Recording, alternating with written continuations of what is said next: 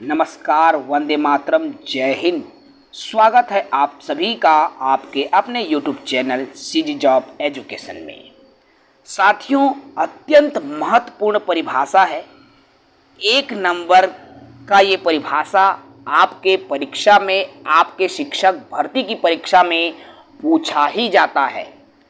आज हम इस वीडियो में बात करेंगे अनुकूलन, समायोजन, आत्मसातकरण, स्कीमा और साम्य धारण की।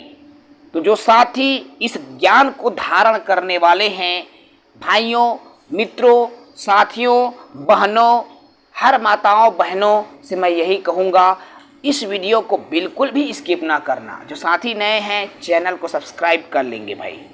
चलिए सीधे वीडियो पर आते हैं। जानदार उत्साह के साथ, दमदार टॉपिक के साथ मैं हाजिर हूँ। चलिए एक एक करके हम बात करते हैं। सबसे पहले आता है अनुकूलन, जिसको एडॉप्टेशन कहा जाता है। क्या है भाई एडॉप्टेशन, अनुकूलन? वातावरण के अनुसार अपने आप को ढालना अनुकूलन कहलाता है। अब वातावरण के अनुसार अपने को कैसे ढालो? मान लो आप हमेशा घर में एयर कंडीशनर में रहते हैं, एसी में रहते हैं। आपको दूसरे गांव जाना पड़ गया, वहाँ बहुत गर्मी है। अब वहाँ आपको 1 सप्ताह रुकना है। शुरू दिन आपको बेचैनी महसूस होगी, अगले दिन थोड़ा अच्छा लगेगा, फिर अगले दिन थोड़ा और अच्छा लगेगा। अर्थात आपका शरीर उस माहौल के अनुकूल क्या हो जाता है? ढल जाता है। अर्थात वातावरण के अनुसार आप अपने आप को ढाल लेते हो, और यही ढालना अनुकूलन कहलाता है। क्लियर है? अगला देखो, आत्मसातकरण। अनुकूलन के अंदर 2 चीजें आती है, आत्मसातकरण और समायोजन। अब बात करें हम, आत्मसातकरण होता क्या है? तो पूर्व ज्ञान को नए ज्ञान के साथ जोड़ना आत्मसातकरण कहलाता है। जैसे मुझे जब मैं छोटा था, मुझे साइकिल चलाना आ जाता है। छोटा था तब का मैं साइकिल चलाना सीख गया। अब मैं बड़ा हो गया हूँ, मुझे गाड़ी चलाना सीखना है। तो जो साइकिल चलाने का ज्ञान है वो मेरे गाड़ी चलाने में मदद करेगा। समझ रहे हैं ना? पूर्व ज्ञान नए ज्ञान के साथ मैं जोड़ पाऊंगा। जैसे उसमें भी हैंडल रहते हैं, स्टीयरिंग हैंडल रहता है साइकिल में, मैं बाइक का हैंडल पकड़ रहा हूँ। पूर्व ज्ञान मुझे हेल्प कर रही है। मैंने बैलेंस बनाना साइकिल सीखा, तब से सीख लिया था। दैट मीन्स पूर्व ज्ञान में क्या हुआ? नए ज्ञान को मैं जोड़ रहा हूं। तो यही क्या है भाई? हमारा आत्मसातकरण है। ठीक है। अगला समायोजन। देखो, अब पूर्व ज्ञान में परिवर्तन करके वातावरण के साथ तालमेल बिठाना समायोजन कहलाता है। पूर्व ज्ञान में आपको, जैसे पूर्व में जो भी ज्ञान आपकी है उसमें आप परिवर्तन कर रहे हो, चाहे कुछ भी ज्ञान हो साथियों, पूर्व के ज्ञान। जैसे मैं ऑटो पार्ट्स का दुकान है मेरे पास, मैं केवल बाइक बनाना जानता हूं, ये मेरा पूर्व ज्ञान है। अब मुझे लगता है कि अब दुनिया में सब जगह कार की डिमांड है, सब घर घर कार होने वाला है। तो मैं पूर्व ज्ञान में परिवर्तन कर रहा हूं, अब मैं कार भी बनाना सीख रहा हूं। मुझे पता है भाई, जब कार बनाना मैं सीख जाऊंगा तो और ज्यादा कमाऊंगा, क्योंकि पूर्व ज्ञान में मैं परिवर्तन कर रहा हूं समय के आधार पर, और वातावरण के साथ, उस परिस्थिति के साथ मैं तालमेल बैठाता हूं। तो यही क्या कहलाता है? समायोजन कहलाता है। समझ गए? अगले बिंदु पर आ जाते हैं। ये है साम्य धारण या संतुलन भी बोलते हैं।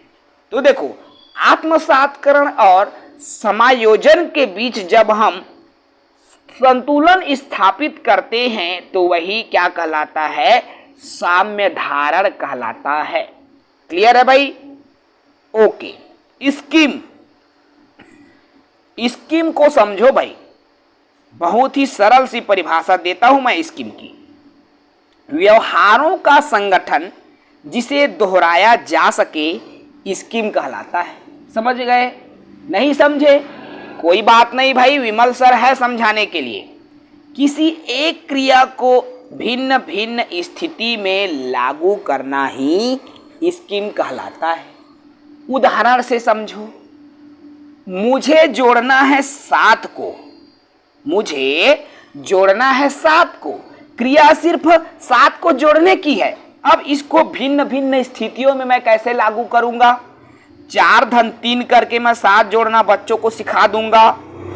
3 धन 4 जोड़ना मैं बच्चों को सिखा दूंगा। 6 धन 1 जोड़ना मैं बच्चों को सिखा दूंगा। 5 धन 2 जोड़ना मैं बच्चों को सिखा दूंगा। 6 धन 1 जोड़ना, अर्थात क्रिया एक ही है, 7 को ही मैं जोड़ रहा हूं भिन्न भिन्न तरीके से। और यही तरीका क्या कहलाता है साथियों? स्कीम कहलाता है। अर्थात एक ही क्रिया 7 को जोड़ने की क्रिया भिन्न भिन्न स्थिति के साथ जब हम लागू कर रहे हैं तो वही क्या कहलाता है? स्कीम कहलाता है। समझ गए? चलो अब आ जाओ भाई स्कीमा पर। देख लो स्कीमा। स्कीमा ऐसी मानसिक प्रक्रिया है जिसका सामान्यीकरण किया जा सके। कैसे? मानव के दिमाग में जो चीजें पहले से स्टोर है उनका प्रयोग करके किसी विषय के प्रति एक धारणा बनाता है, वही स्कीमा है। अब देखो मैंने एग्जाम्पल भी लिखा हुआ है।